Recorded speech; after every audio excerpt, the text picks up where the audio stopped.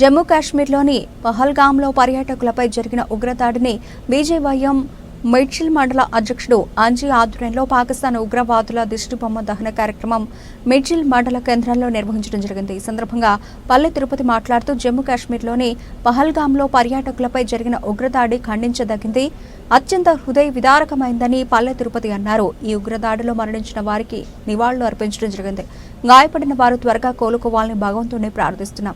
ఇది దేశ ఐక్యత సమగ్రతపై దాడి. అన్ని రాజకీయ పార్టీలు సంఘాలు తమ విభేదాలను పక్కనబెట్టి ఈ ఉగ్రవాద చర్యను ఖండించాలని వారన్నారు. బాధిత కుటుంబాలకు అవసరమైన అన్ని రకాల సహాయాలను ప్రభుత్వం అందించాలని, అదేవిధంగా ఈ దాడికి కారకులైన వారిని శిక్షించాలని పల్లె తిరుపతి అన్నారు.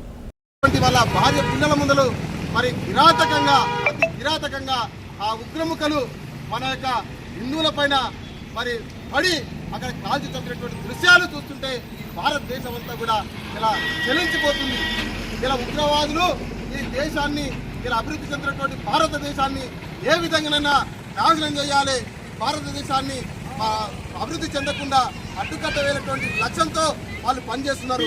ముఖ్యంగా అక్కడ 370 యాక్ట్ తీసేసిన తర్వాత అక్కడ కాశ్మీర్ అంతా కూడా ఇలా అభివృద్ధి చెందుతూ అక్కడ పర్యాటక ప్రాంతంగా భారతదేశంలో ఒక గొప్ప పర్యాటక ప్రాంతంగా అభివృద్ధి చెందినటువంటి టూరిజంగా మరి చెందినటువంటి అక్కడ ఆ కాశ్మీర్ని ఇలా తట్టుకోలేక అక్కడ పాకిస్తాన్ ముక్రదాడిగా ఇలా ఏకంగా ఎక్కడెక్కడ చాప కింద నీరులాగా ఎక్కడికక్కడ హిందువులని టార్గెట్ చేస్తూ హిందువులని ఇలా చంపి ఇలా దేశాన్ని నాశనం చేసేటువంటి కుట్రలతో ఇలా ఉగ్రవాదులు దాడి చేస్తున్నారు.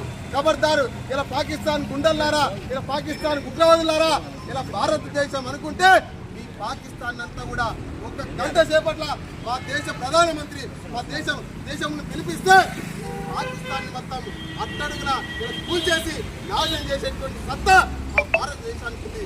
ఎందుకంటే చేసినటువంటి ఇలా ఆగడాలను చేసినటువంటి విరోచకాలను ఇంకా సహించబోము. రాబోయే రోజులలో తగిన బుద్ధి చెప్పడానికి కూడా భారతదేశం వెనుకాడదు. ఈ యొక్క భారతదేశంలో జరిగినటువంటి అల్లర్లకు ఈ పాకిస్తాన్ ప్రముఖులు ఇలా కారకులయ్యారు. ఇలా పాకిస్తాన్ని ఇలా కొందరు నాయకులు దేశంలో మన భారతదేశంలో కొందరు నాయకులు ఇలా పాకిస్తాన్ని ప్రేమిస్తున్నారు. ఇలా హిందువుల భారతదేశంలో హిందువులని ఇలా ఈ విధంగా నూతన వధువులు ఇలా పర్యాటక ప్రాంతానికి వెళితే ఎంత దారుణమండ. ఇలా పర్యాటకులకు ఉన్నటువంటి నూతనంగా వెళ్ళినటువంటి భార్య ముందర భర్తని ఐడెంటిటీ కార్డు చూసి చంపిన దృశ్యాలు చూస్తుంటే చలించిపోతున్నాయి. భారతదేశంలో పుట్టినటువంటి ప్రతి మానవుడు కూడా దీన్ని వ్యతిరేకించాలి, ప్రతి ఒక్క వ్యక్తి కూడా దీన్ని ఖండించాలి. ఇట్లాంటి వ్యక్తులకు సహించేది లేదు.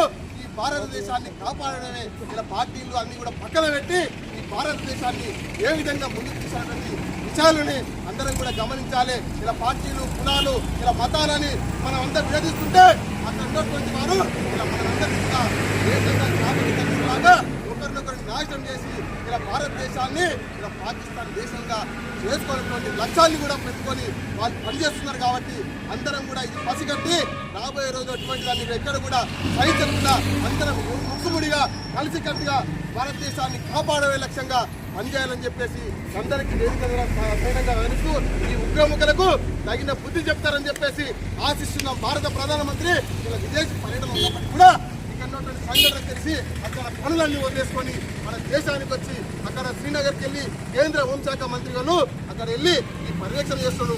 ఒక్కరిని కూడా వదిలిపెట్టేది లేదు. ఈ భారతదేశంలో మా హిందువులను చంపినటువంటి వ్యక్తులని ఎక్కడ కూడా వదిలిపెట్టకుండా ఉగ్రముఖులని ఇలా వాళ్ళకు కూడా తగిన గుణపాఠం దేశం చెప్తుందని